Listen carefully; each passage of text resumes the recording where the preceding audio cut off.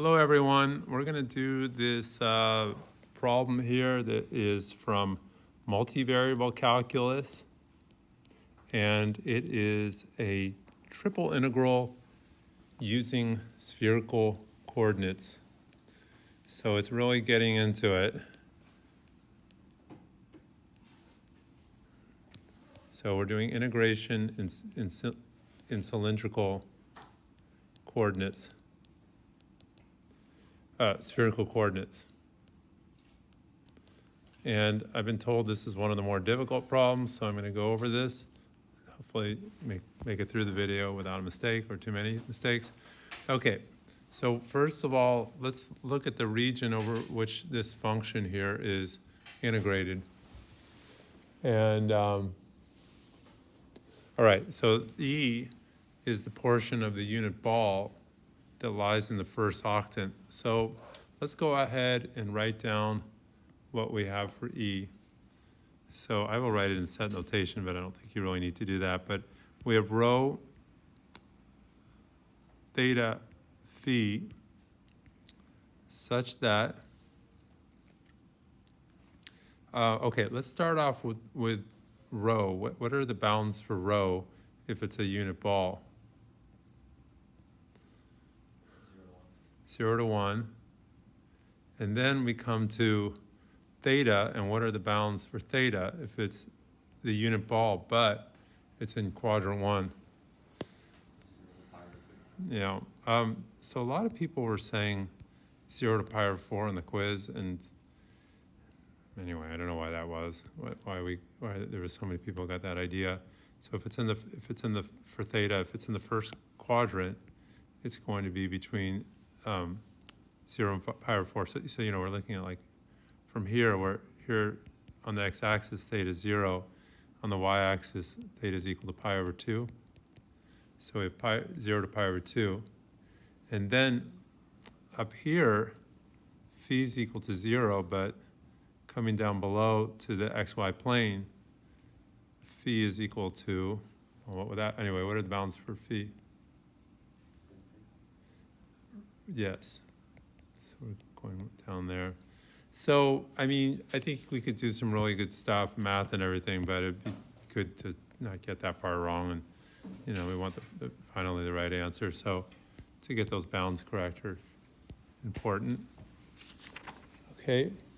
So seems like we got that part done. Okay. So, all right, then, so we can go ahead and integrate. And then we have identities here that we'll use for this integral in this function right here. We have rho squared, or x squared plus y squared plus z squared is equal to rho squared. So we can, do that one right off. And then we can also use, we have this one here, we have x, and we'll replace x by rho sine phi cosine theta. So on the quiz, I'll just give you those formulas right there. I've talked about how you can, memorize those. But anyway, that's up to you whether you're going to do that. Maybe someday, like a goal. And then it's always really good to make sure that the problem's written down right. Everybody think this is written down right? I think this is it, right? Okay, so let's look at the bounds of integration. We're going to integrate with respect to rho first. So we'll go from 0 to 1, and we'll have d rho. And then we'll go from 0 to pi over 2, and that'll be for d theta. And then from 0 to pi over 2, and that's, oops, I have the order wrong.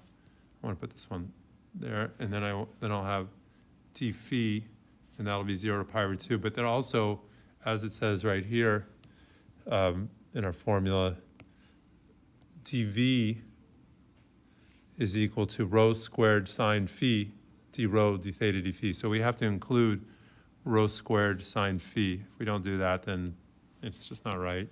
So and we've talked about why we do that, but we're not going to do that now. So we're just going to now say, okay, here's our formula. And this right here is just simply dv. So you can just take this formula and just bring it right down there.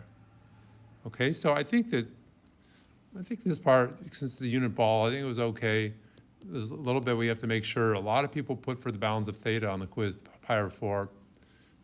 I don't know why that was, but anyways, pi over 2. Okay, then back to our function, we have x, and for x, we're going to replace it by rho sine phi cosine theta.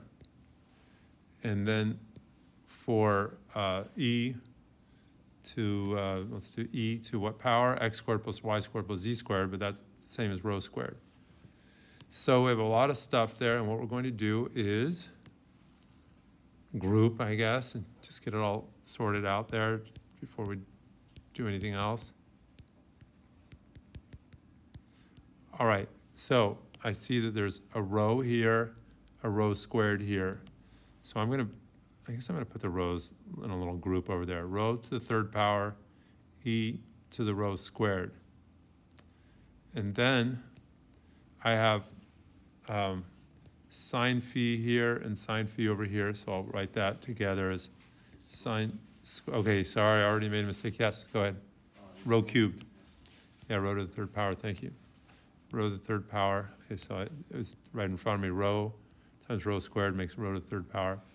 Okay, then I have sine phi, that's sine squared phi. And then we have cosine theta, and I think that does it, right?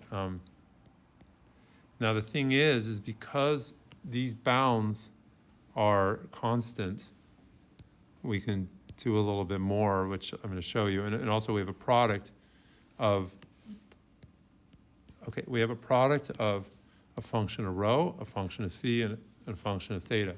And because these are constant bounds of integration, then we can write this as 0 to pi over 2 sine squared phi times 0 to pi over 2 cosine theta, d theta. Sorry, I did not put d phi.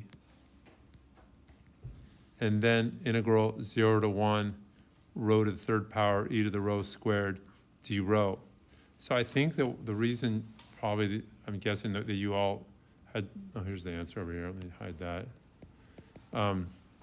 But the reason maybe you had trouble with this is just this part right here, right? That last integral. So the first two we should be able to get. So let's do each of these integrals by itself. So for A, we'll just go from left to right. 0 to pi over 2 sine squared phi d phi. I mean, it's not super easy because we do have to use this identity. Sine squared phi is equal to 1 minus cosine 2 phi, all divided by 2. So this is integral 0 to pi, 1 minus cosine 2 phi, divided by 2, maybe I'll put the half in front, multiply by half, same thing, right? So times 1/2. I'm going to tell you there's a shortcut that cosine 2 phi, if you look at the graph between 0 and pi, the area between the curve and the x-axis,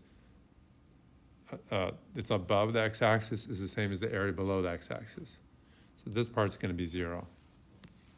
But I'm going to work it out. But if you can look at the graph of cosine, it's going to look like, it's cosine 2 phi, so that the period's 2 pi divided by 2, which is pi. So this is for, say, y equals cosine 2 phi, or I don't know, 2x, or whatever. Anyway, the area above and below are the same, so the integral is going to be 0. Let's not be too clever, though. I'll just show all my work. Okay, 1/2. The antiderivative of 1 is phi. The antiderivative of negative cosine 2 phi is 1/2 sine 2 phi. You can check this by taking this derivative and making sure you get this.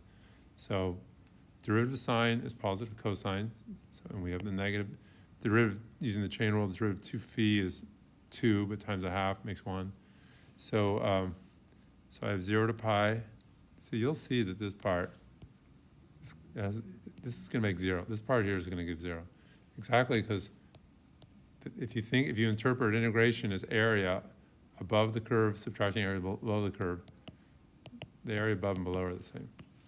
But anyway, okay, 1/2 pi minus 1/2 sine 2 pi. Sine of 2 pi is equal to 0. Minus 1/2, 0 minus 1/2, sine of 2 times 0, sine of 0 is equal to 0. So after all that, everything's 0 except for we have pi over 2. Okay, moving on. The next one is, I think I did it wrong though. Oh my gosh, everybody's watching the video. It's pi over 2, it just says it right here. I mean, I don't have to change that much work, but still, oh, how annoying. How annoying to get that wrong. Sine of pi is still 0, but it's a pi over 2, and this is pi over 4. It's just those little things where it's not like conceptual. I'm doing the identity, I'm doing a bunch of calculus, but I didn't write down pi over 2 to pi over 2. Some might say that's, I don't know, that's not very good. Okay, let's go on to, I have a quick question. Yes. You know how you separated out the integrals, right? What's that? This like, here? No, like up there, like Yeah. B and C. Yeah. Can you do that? It's the reason I can do that is because these are constants, and I have a product of all one function of rho, all one function of phi, one function of theta. It's not for addition. Anyway, I can go over later why you can do that, maybe with a simple example. Okay. But okay, essentially, like if you look at this sine phi cosine, sine squared phi cosine theta, that has nothing to do with this rho. So this part I can bring out, and that gives me this integral d rho times that. And then I have, anyway, you just continue that process. Yeah.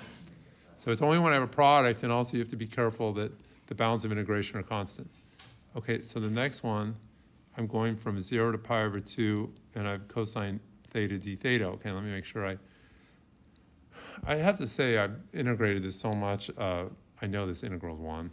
But anyway, let's just do this. It's sort of like over and over doing this integral. But anyway, the antiderivative is negative. No, it's positive sine phi. That's like I still make that beginner mistake. But look, you take the derivative sine theta, and you get cosine theta. Another thing about the spherical coordinates is that phi and theta, they sort of look alike. And it's a little easy to get them mixed up. But okay, sine of pi over 2 is 1, sine of 0 is 0, so we get 1 there. Everybody all right with that one? Now to the fun one, which is the integral of rho to the 3rd power e to the rho squared d rho.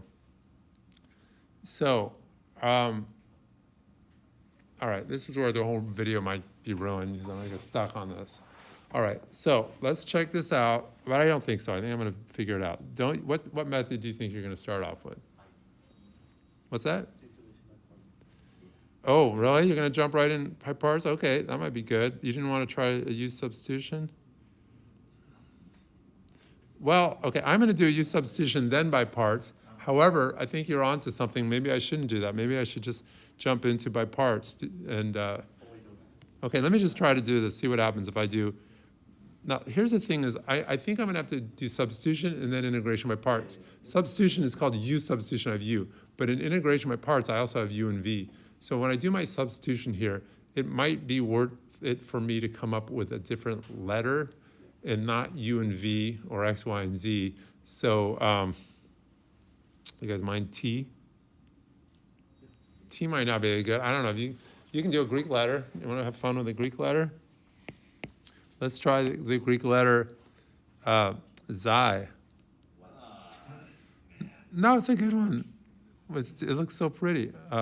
Okay. But now you might say, oh, it's such a hard problem because he did Xi. Okay. Let's just stick with T. Okay. So, all right, I have that.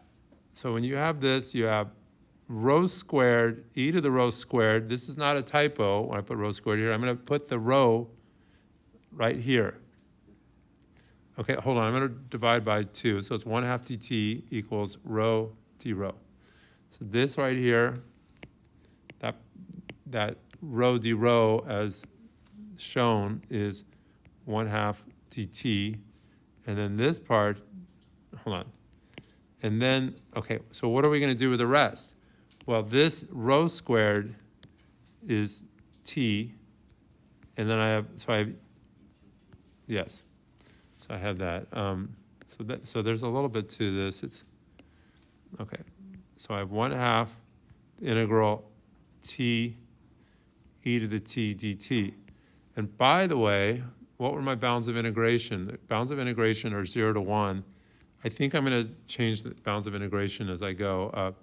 So when rho is equal to 0, t is equal to 0 squared, which is just 0. When rho is equal to 1, t is equal to 1 squared, which is just 1. So we still have the same exact 0 to 1. Okay, now this one is, we're going to integrate by parts.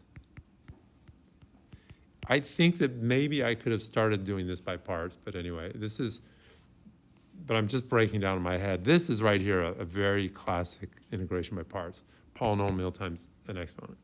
And then this one is, okay, I mean, it sort of looks like U substitution, so that's why I'm doing it that way. Possibly I could have gone directly using integration by parts there. But anyway, so far I know it's going to work now. Okay, so the integration by parts is u dv equals uv minus integral v du. So I'm going to let u equal the polynomial t, and then du equals dt. Then I let dv equal the exponential e to the t dt. Here's the thing is that I can really imagine myself losing this 1/2 along the way. That would just be right up my alley. So what I'm going to do is I'm just going to make sure I don't lose it by putting the 1/2 right there so I don't forget it. That's just you don't have to do that. You can just make sure you multiply by half later. Okay, and then v is equal to e to the t. Okay, so we multiplied u times v, so we get,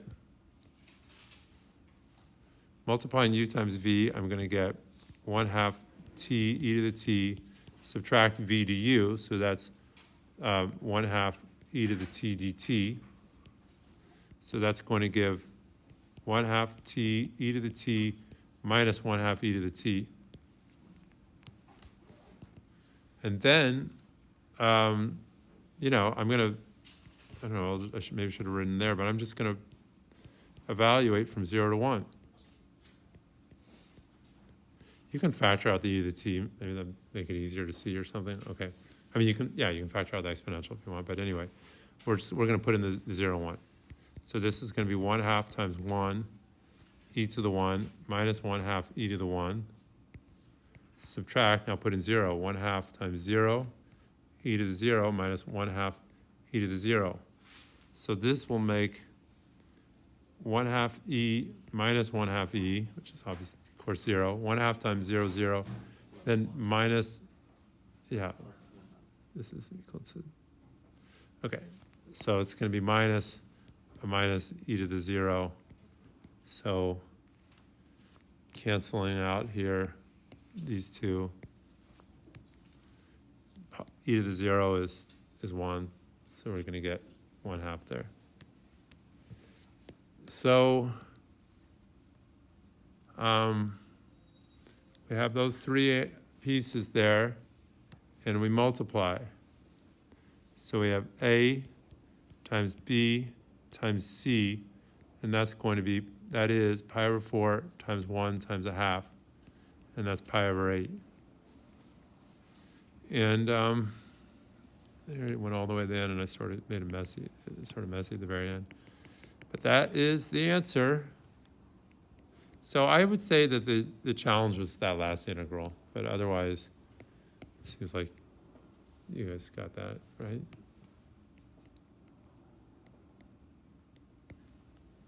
Okay, so,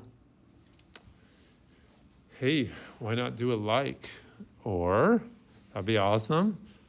Or even also a like and a subscribe or a comment, and then finally subscribe. And appreciate it. Thank you. Goodbye.